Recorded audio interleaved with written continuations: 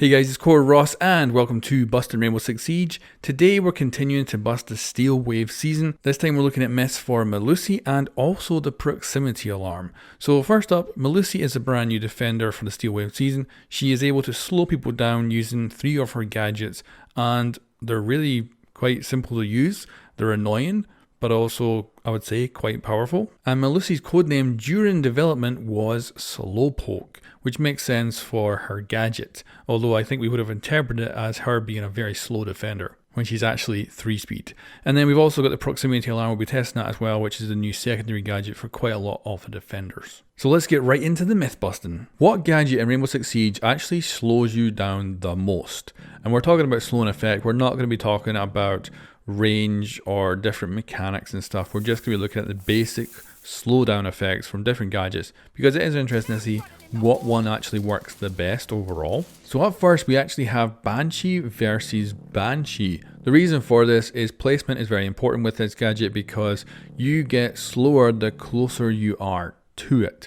So we've got 2 setups here, one with the Banshee far away from Ash that she's moving to, and one that is halfway between Ash and where she wants to be. And the Banshee that wins this round is the one that's in the midway point because that is the one that is slowing her down the most for the longest because she's closer to it for more time. Now in the next round we've got Barbed Wire versus Banshee.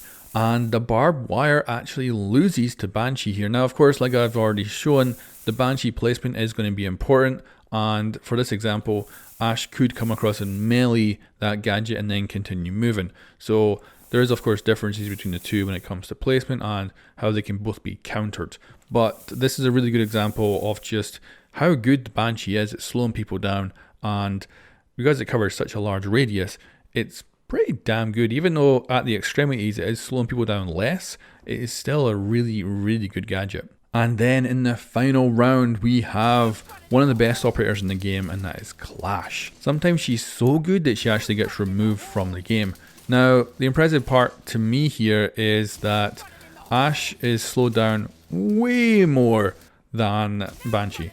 Like, it's incredible how good Clash's slowing ability actually is. Now as well, I also tested to see if we could double up on slowing, so like having Barbed Wire and Banshee, Barbed Wire and Clash, you know, Clash and Banshee. But as far as I can tell, it's only the worst effect will ever be on the operator. But you can see how Clash does a good job here of slowing down operators. And of course you can team them up with the Banshee and maybe make a quite a good combo, but also, is it really that good an idea? I don't think so. Banshee effect underneath. So when you slap this thing down, it gives you this big circle that comes out. And it's a sphere. But I was pretty sure there's no back end effect on the back side of this device. So went and checked to see if there was any effect at all from behind it, because I don't think there is anything like that. And we've got obviously Sledge here is getting affected by this device when it's above, but if he goes down behind it, there is no effect whatsoever. I would love if the developers could make it actually into a half circle for the visual reference, because at least then it gives correct information, whereas a new player putting this thing up might not realize that it doesn't affect the backside of it. Now you can affect stuff below the gadget just by actually mounting it on a wall like this. Now it will mean that the gadget's line of sight does get blocked every so often by the metal beams, so it's not perfect. And it also depends on the corridor or room, because those metal beams might go in the direction that operators are going to move, so it might be more effective in different rooms, different maps and different locations. But certainly there is no effect behind the gadget, so that is busted. Now we'll hit some basic stuff. So Banshee versus electricity. So yeah, do not go placing this down in electrified barbed wire or electrified reinforced walls. And if you're Kaid or Bandit, try not to electrify surfaces that the Banshee is sitting on, because that is confirmed, they will destroy the Banshee. Maestro's turret versus the Banshee. So this is a gadget that normally would be able to destroy defender gadgets, and as such you do have to be sometimes careful with it. But against the Banshee, you can shoot all day long and never have to worry about hitting the Banshee, because it's bulletproof, but it's also apparently laser proof as well, and that will not damage it. So you can fire all day long if you wanna. So that is busted, no damage from the Maestro turret. Now here's an interesting one, Banshee versus Goyo's shield.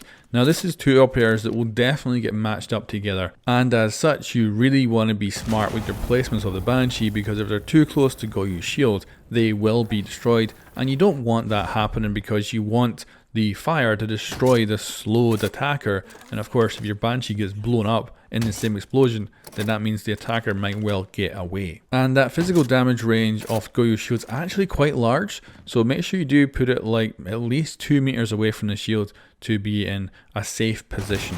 And if you do that, then maybe you will get some really cool kills with GOYO and this new operator combined. And it's maybe why GOYO actually lost one of his shields in the last nerfs.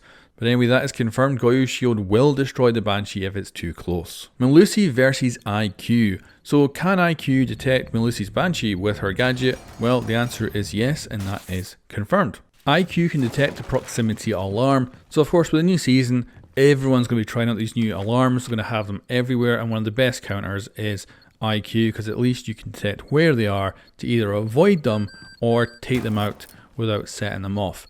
So definitely a very good option, and IQ every single season is always a good one to bring along at the start of a new season when the gadgets are tech based. So that is confirmed.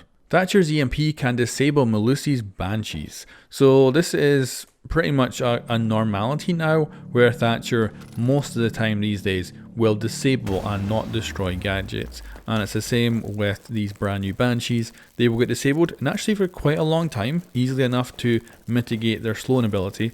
And of course, if left undestroyed, they will come back online and slow people down yet again. So that is confirmed. Thatcher's EMP will disable the proximity alarm. So this being a secondary gadget, you might expect for the proximity alarm to get destroyed, but it only gets disabled, which I do think is quite a nerf to Thatcher, because like I say, this is just a secondary gadget that he's not able to destroy.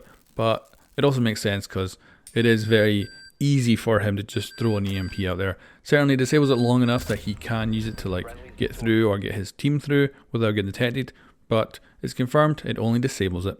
Twitch's drone is able to disable Melusi's Banshee gadget. So here we go, we got the drone, we got the gadget, and the taser goes off, it is disabled. Now you can shoot as many tasers at it as you want, it will not destroy it, it'll just disable it. Again, it keeps it disabled for quite a long time, just like the EMP, and definitely is a good tactic to switch these off for long enough to get past them.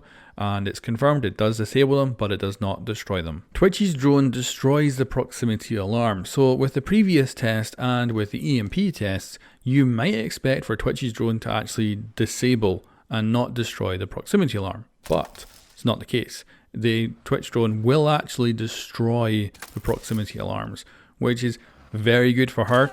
And of course this is great, she can go around countering it very well, so that is confirmed. FINKA's boost makes you go through the Banshee quicker. So here is our control, where we're just running through two Banshees in order to get a basic time, and then we'll put it side by side with the FINKA boost. Now, to play FINKA, I think this effect needs to be better. Like, it does affect the entire team, but this is the difference between FINKA boost on and FINKA boost off. And you really need two Banshees in a row to actually see the difference, I think. It really doesn't make a huge amount of difference. Now, like I say, it does affect the entire team. She's also had a few little buffs to her healing with this season, but I don't know if it's quite enough. Let me know what you think in the comments below. But anyway, that is confirmed. The proximity alarm will ignore Yana's hologram. So we've got a proximity sensor, we've got Yana here, and what we're going to do first is just simply walk into it, sets off the alarm. We're going to back up, and then we're going to create the hologram, and we'll see how the proximity alarm activates or doesn't activate. And as you can see, the alarm just completely ignores her, which is really good for defense. This means if you see the hologram come in, there's no alarm, you know that it's a fake, and you can just not bother shooting it. Now, of course, if someone's being smart and like Twitch droned the proximity alarm, then the real Yana walks in, you might be in a bit of trouble, but certainly the proximity alarm completely ignores Yana, so that is confirmed. Melusi's Banshees versus the hologram. So this is pretty much exactly the same thing. Here we've got the Banshee affecting Yana, we make the hologram and walk it in, and there's no effect on the hologram whatsoever. So as you can see, it's not going off, and she can keep moving as quickly as normal, whereas of course, switch it off, we get slowed down. Now, it's also good to know that the Banshee doesn't actually affect any gadget deployment, so you can defuse while being under the effect of it, or you can deploy other holograms or other gadgets while you're there, so it doesn't interrupt that at all. But the Banshee itself does completely ignore the hologram, so that is confirmed. The proximity alarm ignores NOKK. Now, of course, this alarm going off is NOKK's worst enemy, because of course she's trying to be sneaky, and having an alarm going off letting everyone know you're there is very bad. So as you can see here, even with her ability on, she does not get ignored by the proximity alarm, which means it detects her, and as such is very good for covering your flanks from a NOKK, and especially even just roamers, not just someone holding a site, but roamers as well. That's really powerful, so that is busted and very bad news for NOKK. And then just like Yana, we'll show how NOKK works against the Banshee. So you can see the slowing effect is on, we'll come out, we'll switch her ability on and go back in, and again the Banshee knows that she's there. So again, this is a great gadget for countering NOKK players, and will let you know that she's trying to sneak up on you. So again, that is confirmed, and unfortunately for NOKK, that is bad news yet again. Proximity alarm detection is based on the hitbox, or at least I think it is. So here's some of my tests. So as you can see here, the barrel of the gun is not being detected by the alarm, but the hands are. So a really good test here is we push up so that we're getting detected, then we'll switch to the pistol. Pistol is still poking out, but it's not being detected, but our hands are back behind. And then also, I'd have thought we'll bring in someone with a really big kind of cosmetic uniform. So I brought in Lion because he has this massive backpack. So you can see here his hands are getting detected.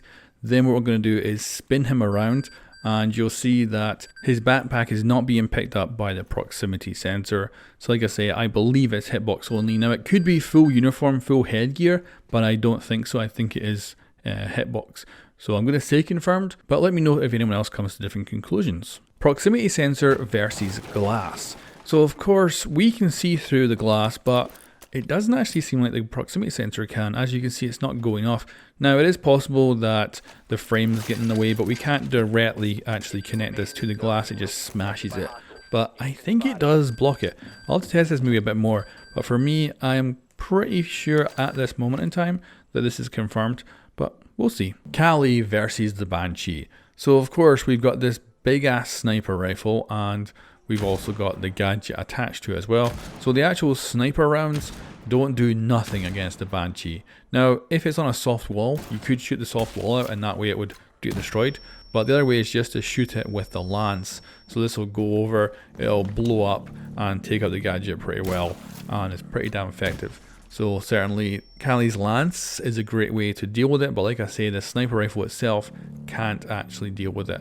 And yeah, it is really bulletproof even against Kali's sniper rifle. But certainly it's confirmed Kali can destroy the Banshee with her explosive lance. So there we go guys, that is all the mess I've got today for Melusi and proximity alarm. Let me know if I've missed any in the comments below, and also thank you very much to my Patreons and channel members for helping to keep this stuff going. And of course, subscribe and like and whatever, and I will catch you guys next time.